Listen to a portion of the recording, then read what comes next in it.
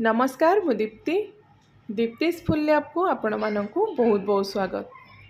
आज आम बनैबा बिना प्याज रसुण रे बेसन तरकारी। बहुत साधारण रेसिपी यहाँ प्राय समस्ते घरे भी बनई थिबे किंतु समस्तंकर बनैबार प्रोसेस पूरा अलग थाए। आउ एमती भी प्याज रसुण व्यवहार करके भी आपण ए तरकारीटा को बनई थिबे बा बिना प्याज रसुण रे भी बनई थिबे किंतु मु केमती बिना प्याज रसुण रे जो बेसन तरकारीटा को घरे बनाए तार रेसिपी शेयर करुच्ची। आशा करुच्ची आपण समस्त को पसंद आसिबो। तो बिल्कुल भी स्किप न करके पूरा वीडियोटी को देखंतु। जदि रेसिपी पसंद आसुची प्लीज वीडियो को लाइक आउ शेयर कर दियंतु। तो ये जो बेसन तरकारी बनैबा पाई ना फर्स्ट देखंतु एमती गोटे मिक्सिंग बोल रे आमे नै जिबा बेसन। तो बेसन रो जो परिमाण ना ये मेंशन करूनी कहीं ना घर फैमिली मेंबर हिसाब रे आपण कम बेसी करके ये नहीं पारे। मुझे गोटे छोट बोल रे 2 बोल मापिकी नहीं बेसन। एबे आमे सेथिरे ऐड करिबा गोटे छोट चम्मच लंका गुंड स्वाद हिसाब रे आपण ऐड करिवे। ता सहित 1/4 चम्मच आमे हिंगु ऐड करिबा। आ एठी देखंतु गोटे छोट चम्मच आमे ऐड करिबा जुआणी। हाथ रे टिके आपण एमती रगड़ी के एथिरे मिक्स कर देबे। यार फ्लेवर बहुत बढ़िया आसीबो। तापरे हळदी गुंड एथिरे अल्प किछि ऐड करिबा। आ जेहेतु प्याज रसुण आमे व्यवहार करू नाहंती एठी आधा छोट चम्मच मु ऐड करूची गरम मसला गुंड। यार फ्लेवर बहुत बढ़िया आसीबो। स्वाद हिसाब रे लूण ऐड करिबा। बेसन आपड़ जी नौकरी परिमाण देखिए आप लुण ऐड करेंगे। ता सहित अल्प किसी कसुरी मेथी गोटे टेबल स्पून पाखापाखि कसुरी मेथी मुझे ऐड करी देखो फाड़े नड़िया को छोट साइज फाड़े नड़िया नहीं कि ग्राइंडर जार भल भाव एमती पेस्ट बनईदेवे। से पेस्ट को आम ए मिक्स करवा। तो ये जो नड़ियाटा आप ग्राइंडिंग करेंगे ट्राए करेंगे टिके फाइन करके पेस्ट बनवाई से कौन हम ना बेसन सहित आम नड़ियाटा पूरा बढ़िया से मिक्स हो जो गोटे इनग्रेडिएंट तरकारी टेस्ट को पूरा डबल करदेव। तापर जी आमको दरकार से पानी अल्प अल्प करके आप मिक्स करेंगे। तापर ताको भल भाव मिक्स करके गोटे पतला बैटर आम बनैबा। ये बेसी बहलिया करवानी गोटे पतला एमती बैटर बनैबा। देखंतु तो जेहेतु बेसन परिमाण ये मुझे मेंशन करनी जी परिमाण आप बेसन नहीं से हिसाब से पानी ऐड करके एमती गोटे पतला बैटर बनैबे। चामच रे आपण चेक करेंगे चामच रे जमती गोटे पतला कोट बनीज से हिसाब से आप बैटरटा को रेडी करेंगे। तो नेक्स्ट ये गोटे कड़ाई रे टिके मोटा बेस वाला कड़ाई यूज करेंगे। गोटे चामच आम तेल गरम करवा। तापर से जो बैटर आम बन बेसन ताको कड़ाई रे देकी लो फ्लेम रे कंटिन्यू एमती चलेबा। फ्लेम ये बिल्कुल भी मीडियम की हाई रखिबेनी। पूरा प्रोसेसटा ये लो फ्लेम रे ही हम। तो 4 ରୁ 5 मिनिट आपन को टाइम लगे कंटिन्यू एमती चलेबे लो फ्लेम रे। और धीरे धीरे देखिए आपनकर जो बेसन घोलटा बा बैटरटा ठीक हवा स्टार्ट हो। तो ये जदि आपन को लगुच बेसन जो बैटरटा बेसी टाइट हो जाउची बा थिक हो जाउची तो से स्टेज रे आपन आधा कप रु गोटे कप पाखापाखि पानी एक्स्ट्रा अल्प अल्प करके मिक्स भी करें। तो 4-5 मिनिट पर आप नोटिस करेंगे ये जो बेसन रे गोटे हल्का साइन पड़े आसीबो। तो जानवे ये आमर पूरा रेडी हो गला। देखो ये हल्का साइन पड़े आमर जो बेसन रे।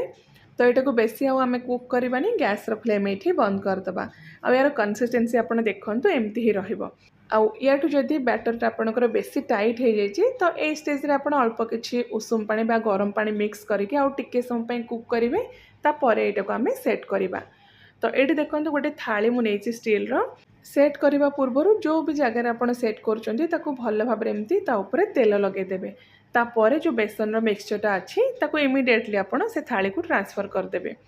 तो ये आप बेसी टाइम जाए यहाँ रखिबेनी तुरंत एमती थाली रे बा जेकोसी गोटे प्लेट रे एमती स्प्रेड करके भल भाव सेट करदे। ऊपर सरफेसटा एमती गोटे स्पैचुला यूज करके पूरा इवेन करदे देखा सुंदर लगे। तो एबे आमे एटा को पाखापाखि 20 ରୁ 25 मिनिट सेट हाँपाई छाड़ीदेवा बा पूरा ठंडा हाँपाई छाड़ीदेवा।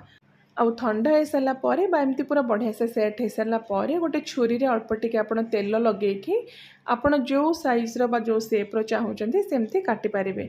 तो ये मुझे बेसी बड़ करनी कि बेसी छोट भी रखिनी मीडियम साइज रखिकी एमती स्क्वायर सेप्र काटिदेची। तो एबे आमे सबको फ्राए करवा।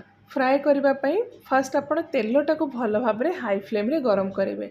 तो तेलटा भल भाव गरम हो सारा पर हाई फ्लेम रखिकी सब गुड़ाक एमती गोल्डन ब्राउन हवा जाए फ्राए करदे। जी आपणकर कड़ाई रे आसूची बा जी आप तेल नहीं से हिसाब से अल्प अल्प करके फ्राए करेंगे। तो मुझे 3टा बैच रे फ्राए करी। आटा को बेसी कड़ा करके फ्राए करेंगे हल्का गोल्डन जिते बड़े हो तापर आप तेल रू सबको बाहर करदे। तो ये देखो सब बेसन गुड़ाक मुझे फ्राए कर देछि। आउ ए जो बेसन टाक ना आप एज ए स्नैक्स भी खाई पारे जेकोसी सॉस व चटनी सहित बहुत ही बढ़िया लगे। जेहेतु नड़ियार पेस्टा ए मिक्स होइछि तो ऊपरटा एकदम क्रिस्पी रहिबा और भीतरटा पूरा स्मूथ रहिबा। देखंतु बहुत ही बढ़िया लगे खाइबापी। आउ ता सहित ये देखंतु दीटा मीडियम साइज आलू को भी चोपा सहित एमती टिके लंबा करके मोटा करके मु काटिची ताको भी आमे तेलर एमती गोल्डन कलर हवा जाए फ्राए करदबा। आउ एठी जदि आपण चाहिबे सिझा आलू को भी आ जगह नहीं पारे किंतु एमती तेलर जदि छाणी देबे ना तार टेस्टटा बहुत बढ़िया आसीबो। नेक्स्ट आम जो तरकारी पर मसला रेडी करवा।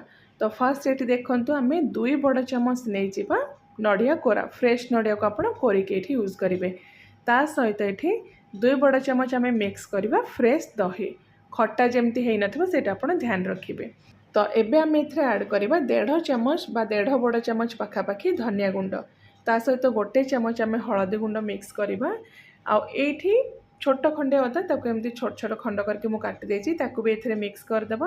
कंचा लंका स्वाद हिसाब रे आपण नेबे। मु एठी 2टा कंचा लंका नेछि आपण जेतिकी राग खाउचंती से हिसाब रे कंचा लंका बा कंचा लंका जगह आपण सुखिला लंका भी नै परिबे। तापरे 1 चामच आमे एथरे जीरा ऐड करबा। आ एठी देखंतु 2टा गुजराती आ 4टा रो 5टा लवंग एथरे मिक्स करबा। तापरे 1 छोट चामच ऐड करबा गोलमरिच गोटा गोलमरिच मु एठी नेछि। आ एठी देखंतु 1 बड़ अळेच भी ऐड करबा। आ लास्ट रे छोट खंडे डालचीनी भी एथरे मिक्स करवा। तो यही सब मसला व्यतीत ये देखंतु 2टा बड़ साइज टमाटो को भी आम एमती काटिके एथरे मिक्स करवा। तो ये आप जो टमाटो नेबे ना एमती पूरा पाचिला और रेड कलर टमाटो यूज करेंगे से तरकारी कलरटा बहुत बढ़िया आसीबो। तो ये जहाँ जहाँ आम सब जिनस नहीं नड़िया दही गरम मसला बा जहाँ सब मसला आम यूज करथिले टमाटो सहित सब जिनस को आम एकाठी एमती बाटिकी गोटे फाइन पेस्ट बनईदबा। तो मसला आमर रेडी हो गला। नेक्स्ट गोटे कड़ाई रे आमे तेल गरम करवा। जो कड़ाई रे मो बेसन टाको फ्राए करथिली ना से कड़ाईटा ही यूज करिछि। 2 ରୁ 3 चामच आपण तेल गरम करेंगे। सोरिष तेल रिफाइन तेल जहाँ भी अच्छी आपण यूज करि परिबे। तेल गरम हो सारा पर गोटे तेजपत्र आम ऐड करवा। आउ तापरे गोटे बड़ चामच गोटा जीरा 1/4 चामच आम हिंगू भी मिक्स करवा। जेकोसी आपण बिना प्याज रसुण रेसिपी बनातु हिंगू आप निश्चय ऐड करेंगे से तार फ्लेवरटा बहुत बढ़िया आसीबो। तो से जो तेल रे आम गोटे बड़ चामच काश्मीरी लंका गुंड देकी तुरंत जो मसलाटा को बाटी से मसला सबको एथरे ऐड करदबा। आठी फ्लेम को आप पूरा हाई करदे। हाई फ्लेम रे आप मसला सबको कंटिन्यू चलेकी कुक करेंगे। जेहेतु आम एथरे दहीटा ऐड करचंती कंटिन्यू चलेबे बिल्कुल भी ये छाड़बेनि हाथ नले कौन हम ना जो दहीटा आम मसला रे मिक्स करचंती सेटा पूरा छिंडी जीवो। तो एमती हाई फ्लेम रे कंटिन्यू चलेकी आप मसलाटा को 4 ରୁ 5 मिनिट पर कषिबे। जदि दरकार पड़े तो मझे मझे आप अल्प अल्प पानी देके एमती मसलाटा को कषिबे। जितकी आप मसलाटा को कषिबे तरकार टेस्ट सेते बढ़िया आसीबो। तो 4-5 मिनिट पर जितेबाला मसलाटा आपमती पूरा सुखिला हो तेल बाहर स्टार्ट हो जो आलू आम फ्राए करके रखी सब आलू को एथरे देके टिके मिक्स करदबा। तापरे दरकार हिसाब से आम एथरे पानी ऐड करवा। आठी जो आप पानी ऐड करेंगे पानी को भल भाव में आप गरम करदे। से गरम पानीटा को आप मिक्स करेंगे। ठंडा पानी ये बिल्कुल भी ऐड करेंगे ना तरकार टेस्ट भल आसबनी। तो पानी गोटे जगह आप आगु गरम करदे से गरम पानीटा को ये मिक्स करेंगे। ये मु पाखापाखि 2 ग्लास पानी ऐड करिछि। तरकार परिमाण बा बेसन परिमाण देखिए आप पानी ऐड करेंगे। तापर स्वाद हिसाब से लुण देकी एमती गोटे थर मिक्स करदबा। लो टू मीडियम फ्लेम रे कवर करके ये 3-4 मिनिट पर कुक करवा। ये जेहेतु आलूटा फ्राए करवा टाइम रे 60 to 70% कुक हो सारी बेसी टाइम ये लगभग 3-4 मिनिट भितर आमर आलूटा बाकी जी थी से पूरा बढ़िया से सीझीज। तो 3-4 मिनिट पर ये देखूँ मसलार आमर जहाँ सब तेलटा थी से ऊपर को पलै आसी। आठी आप गोटे आलू नहीं कि चेक करेंगे जदि आलूटा पूरा बढ़िया से सीझी जाइथिबो तो बहुत बढ़िया कथा। आउ बेसी एटा को कुक करवा दरकार पड़िबनी। जदि आपको टिके आलू टाण लगुच आउ किछि समय पाई आपण कवर करके लो फ्लेम रे एटा को कुक करेंगे। तो ये आमर आलूटा पूरा सीझी जाइए पूरा नरम हो जाइए। तो यही स्टेज रे आमे कौन करवा ना फ्लेम को हाई रखिकी जो बेसन आमे छाणिकी रखी ताको एथरे ऐड करदबा। ता सहित ये देखो गोटे बड़ चामच आम कसुरी मेथी को एमती हाथ में टिके क्रश करके एथरे मिक्स करदबा। अधा छोट चामच गरम मसला भी ऐड करवा। ग्रेभीर जो फ्लेवरटा बहुत बढ़िया आसीबो। तापरे ताको टिके एमती हल्का हाथ में मिक्स करके कवर करदबा। तापरे गोटे मिनिट पर लो फ्लेम रे एठी कुक करवा। तो ये जो तरकारीटा को आप बेसी फुटेबेनी 1 मिनिट लो फ्लेम रे एमती कवर करके रखीदेवे तापर गैस रो फ्लेम को बंद करदेवे। बेसी जदि आप तरकारीटा को ये फुटेदेवे तो कौन हम ना जो बेसन गुड़ा आम ए मिक्स करचंती जेहेतु यहाँ बहुत नरम अच्छी बेसी टाइम फुटिले सेटा खोलिकी आमर ग्रेवी सहित पूरा मिक्स हो। तो देखो 1 मिनिट पर गैस रो फ्लेम को आम ये बंद करदे तापर ऊपर अल्प किसी आम कटा धनिया पत्र या गार्निश करदे।